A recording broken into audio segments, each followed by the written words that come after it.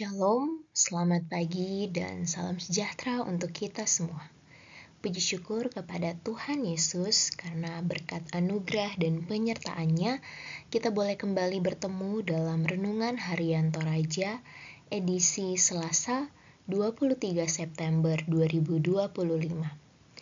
Mari kita menyiapkan hati dan pikiran kita untuk mendengarkan firman Tuhan pada pagi hari ini. Kita bersatu di dalam doa.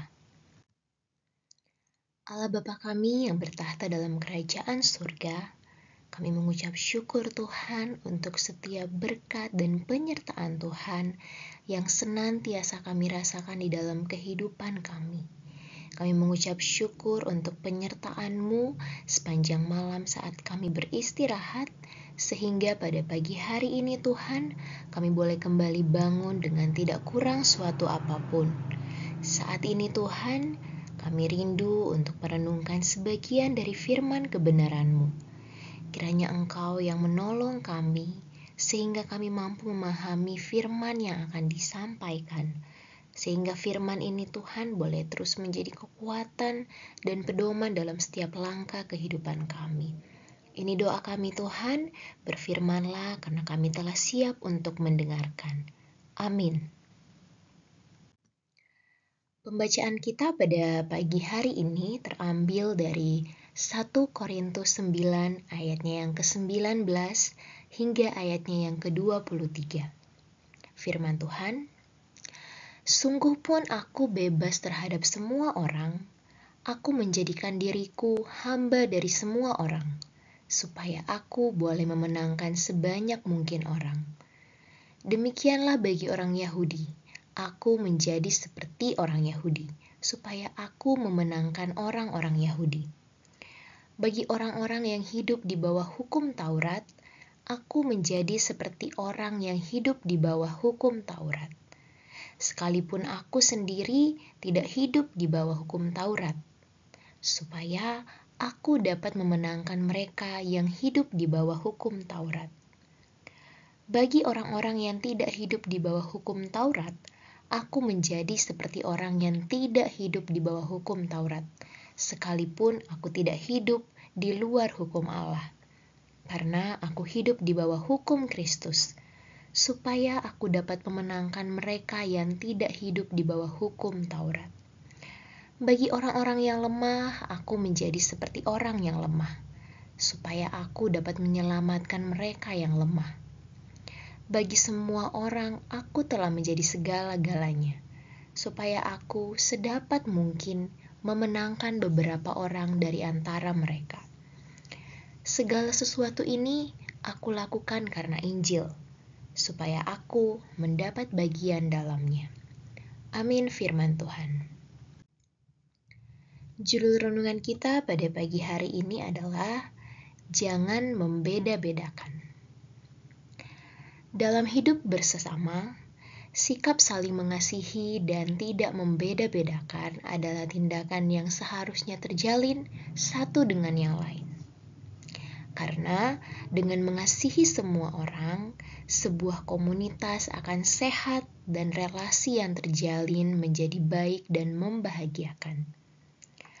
Namun, jika memperhatikan pola hidup orang percaya masa kini, kasih yang merangkul semua orang tampaknya semakin berkurang. Contohnya, banyak anak muda yang membuat kelompok-kelompok yang hanya mengasihi dan mementingkan kelompoknya. Di sisi lain, sebagian orang tua lebih memilih untuk menyibukkan dan mementingkan dirinya sendiri sehingga anak-anak pun terabaikan. Sikap mementingkan diri atau kelompok terkadang terjadi dalam gereja, di mana pelayanan hanya terfokus pada beberapa orang atau kelompok saja. Padahal semua orang harus dilayani dalam kasih tanpa membeda-bedakan. Persoalan seperti itulah yang ditegaskan kembali dalam teks ini, bahwa ketika kita melayani, rangkullah semua orang dalam kasih. Seperti Paulus yang ketika ia melayani, dia melayani dalam kerendahan hati. Saat akan membagikan Injil Yesus Kristus kepada orang Yahudi, dia masuk ke kehidupan orang Yahudi. Begitupun saat berhadapan dengan ahli Taurat dan orang lemah. Paulus hadir dan menjadi bagian dari mereka. Tindakannya ini bukan berarti dia terbawa arus dan tidak bisa mengendalikan dirinya. Namun, justru menegaskan bahwa pelayanan itu hendaknya dinyatakan kepada semua orang tanpa membeda-bedakan suku, agama, pendidikan, dan lain sebagainya. Tujuannya jelas, yaitu agar semua orang merasakan cinta kasih Kristus. Menjadi perenungan bagi segenap orang percaya masa kini, apakah pelayanan yang dilakukan selama ini adalah pelayanan kasih bagi semua orang? Atau justru hanya mementingkan pribadi atau kelompok tertentu?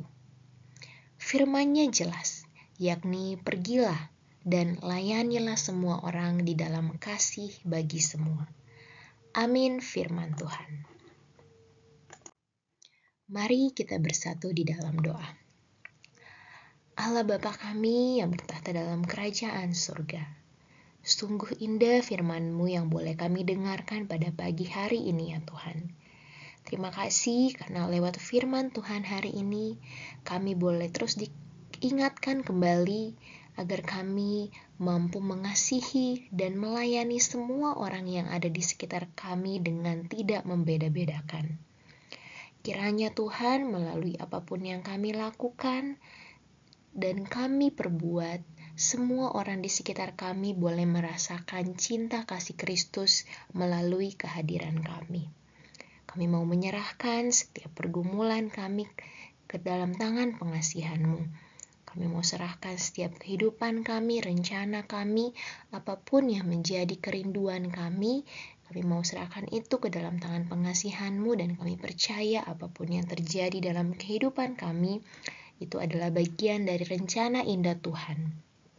Kami berdoa jika pada saat ini ada dari kami yang dalam kelemahan tubuh, kiranya Tuhan yang datang menjamah kami, memberikan kesembuhan, pemulihan, sehingga kami boleh beraktivitas seperti biasa dengan tidak kurang suatu apapun.